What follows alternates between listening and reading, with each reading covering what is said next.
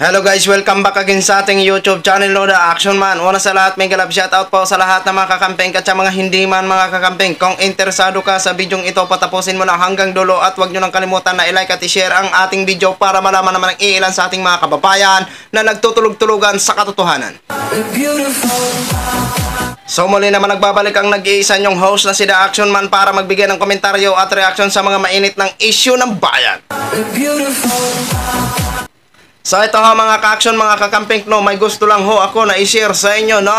Alam ko po na marami na nakapanood po nito, pero gusto ko lang ho magbigay ng opinion dahil napakapalpak at napaka-word ng decision ng NAIA Airport ho mga ka-action. Okay. So, ito po kasi buti na lang ang ating mga kababayan is nasa kote. Oo. Kung hindi hindi nakalusot papuntang ibang bansa. Oo, dahil sa human trafficking. Alam nyo kung sinong tumutulong?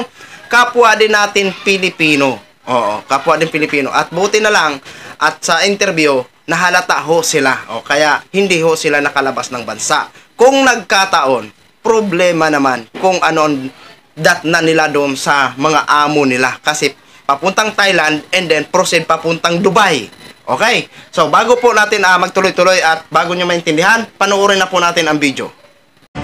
Nailigtas ang mga biktima ng human trafficking sa mismong immigration area sa NAIA bago pa makaalis ng bansa. Ang tumulong umano para makapasok sa airport, empleyado ng paliparan na may high-level access pass. Nakatutok si Salima Refran. Nagduda ang immigration sa sali-saliwang sagot ng mga pasahero na nagpakilalang magkaibigang turista na papuntang Thailand.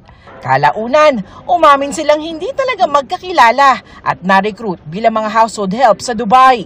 Itinuro rin nila ang tumulong daw sa kanilang makapasok sa airport na nakuhanan pa sa CCTV.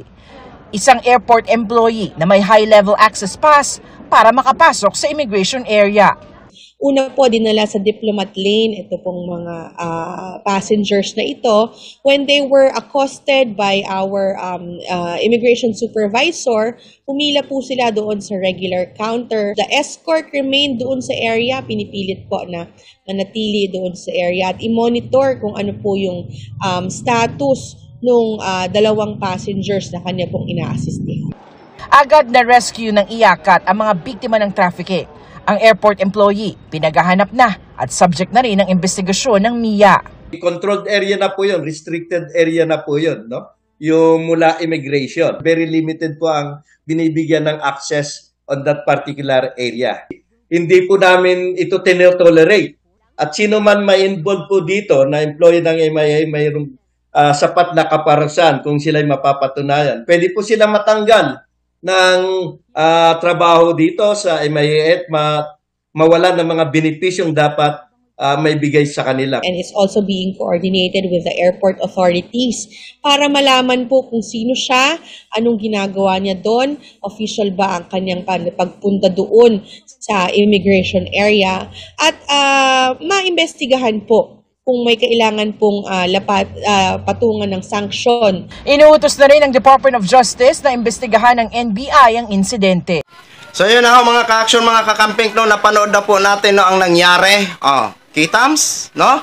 Buti na lang, nasa kote ito. Kung hindi nasa kote, alam nyo, kawawa ho kayo. Isa din tong mali sa atin ng mga kababayan na mabilis maniwala na walang magandang process o mga papers kung bakit basta-basta na lang ho sila maniniwala. Ito yung masakit. Hanggat may naluloko, may manluloko ho talaga dito sa Pilipinas. Oo. At alam nyo sa totoo lang, doon sa official na nagsabi na kapag mapatunayan, pwede matanggalan ng trabaho at mga beneficiary. Alam nyo sa totoo lang, hindi lang ho kayo palpak. Ang word nyo. Sa totoo lang. Napaka-word nyo po. Napaka-word nyo.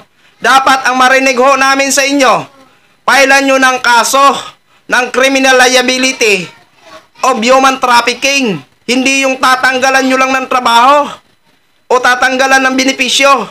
Kaya marami nagkakaganito dahil ganyan lang ang parusa nyo. Yan lang ba ang parusa nyo? Di ba? Kung nakalusot tong mga yan, Oh, at nagka-problema doon sa ibang bansa, magre-reklamo, ang sisihin ang gobyerno. Di ba? Oh, ang hina nyo naman. Napaka-word nyo, hindi lang kayo word. Sobrang palpak pa kayo. Di ba? Dapat kung mahuli yun, total nakuna ng CCTV, napaka-imposible naman na hindi nyo madatrace yan kung sinong empleyado na yan. Oh, dapat kung mahuli yun, parusahan nyo na ayon sa Republic sa sa criminal liability ng human trafficking. Sus, Diyos ko Maria po. Yan lang bang magiging parusa? Ang tanggalan nyo ng trabaho? Ang tanggalan nyo ng mga beneficiary? Oh, napakagaan. Wala palang problema. Pwede na magtrabaho yun ulit sa ibang ahensya. Di ba? Ang dapat dyan, pag mahuli, ikulong. Papanagutin. Nang sa ganun, hindi na po pamarisan pa. Kaya ganito ang mga tao natin na ilan sa atin ng mga Pilipino, patuloy na manluloko dahil kapag mahuli, is pinaparusahan lang na, ay, napaka-word na parusa. Diyos ko po. Sana naman po, wag na po maulit yan na marinig ho namin dyan na kapag may ganitong kaso, hindi po ito sabi na matuturing na po ito na isang heinous crime. Ginoo po. Oh, sana naman po sa susunod, kapag may ganitong kaso, marinig ho namin na kailangan ikulong kapag mapatunayan. Yon ang gusto namin marinig. Hindi yung patanggalan nyo lang ng trabaho, tanggalan nyo ng beneficiary. Napaka-word naman ng decision nyo po. Napaka-word ng inyong parusa. Diyos ko po. So yun lang ho mga ka-action, mga kakamping no. Share ko lang ho sa inyo. Maraming salamat po sa ating mga viewers Luzon, Visayas at Mindanao all over the world. Ako po ang inyong lingkod, Chinda Action Man. Good evening everyone.